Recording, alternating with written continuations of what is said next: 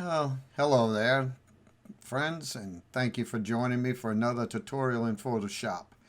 I've been asked by a number of people how I put my logos on my images, what app I use. I don't use an app, I use Photoshop, and I create an action in Photoshop to do that. So with that, let's start with this image that I shot the other night. It's a very large image. That's not the size that I upload to the internet. So I'm going to resize that right now. And it's going to be, right now it's at 8256. So I'm going to downsize that to 2048. Uh, when I do verticals, I do a height of 2048 and wide by 1365.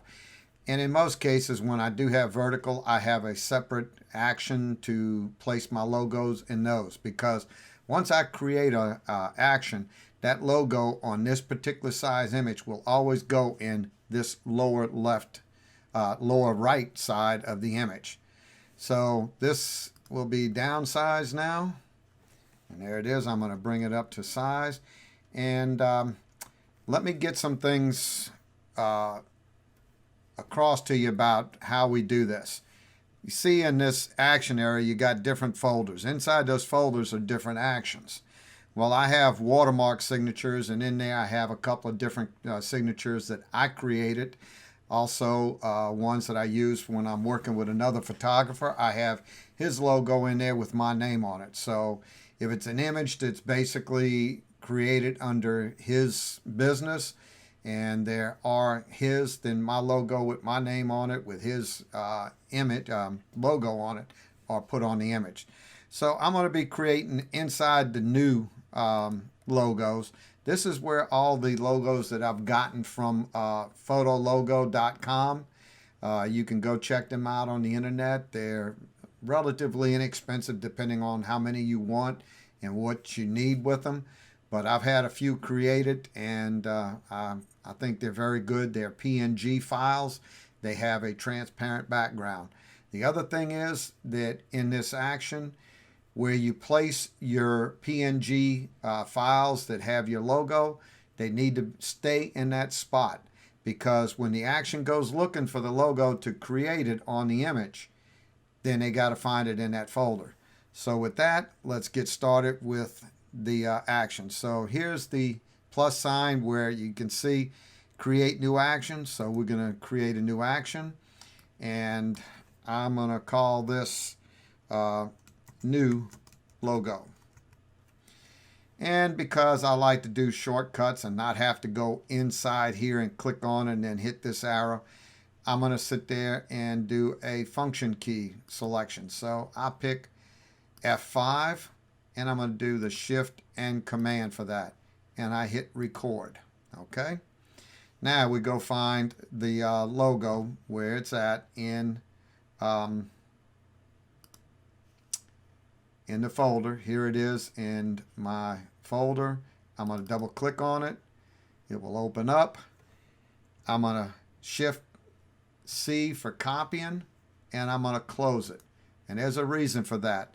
Once you use the actions, if you don't have close in here, then that logo is going to stay open there, and you'll have to close it manually each time. So shorten the action by just having to close in there now.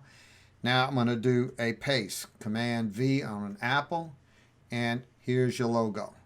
I'm going to resize it. Command T, and I'm going to grab a corner. I'm going to drag it down to the size that I usually like, which is about right about there. I think that'll be a good size. And we'll place it down here where I want it to be. Okay, I deselect it. Now, if your image has a lot of light area where you place your logo, the white's not going to show up good. You can get them in black, but what I like to do is with a white, I'll go down here to the FX box in here, and I'll click the drop shadow. My selection for drop shadow is distance is going to be a 3 pixel, spread's going to be 4, and the size is 5. And I click OK, and the drop shadow's added. Now watch this little area that I'm circling down here. You can see around Paul.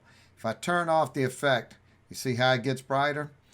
That's not going to work well against the light background because you won't have anything to separate the the logo from the background. So that's why I use the drop shadow. Well, we've got it where we want it. We've got the whole action created. So let's hit the stop button. And you can see through here, here's open. That's copy. This is all starting because your image is already opened. So you're going to open the logo, copy it, close the logo, paste it.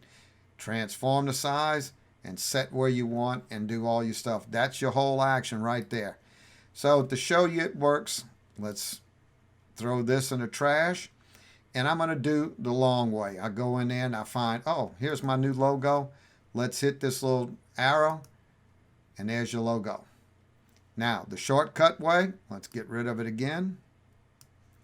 And I'm going to do Command Shift and F5. There it is. So you see how quick and easy it is?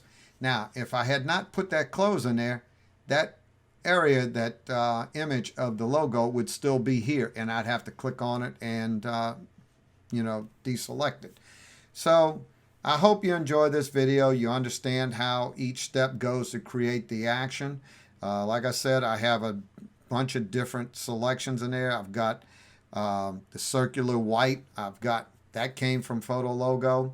So I highly recommend checking photologo.com. And if you like this video and you've gotten something from it, please click on the subscribe button in the lower right under the video. And also click on the bell so you get notifications whenever I upload new tutorials. So with that, go out, take some great pictures, watermark your images with your logo using the action, and have a great time. Thank you for joining me, and have a great day.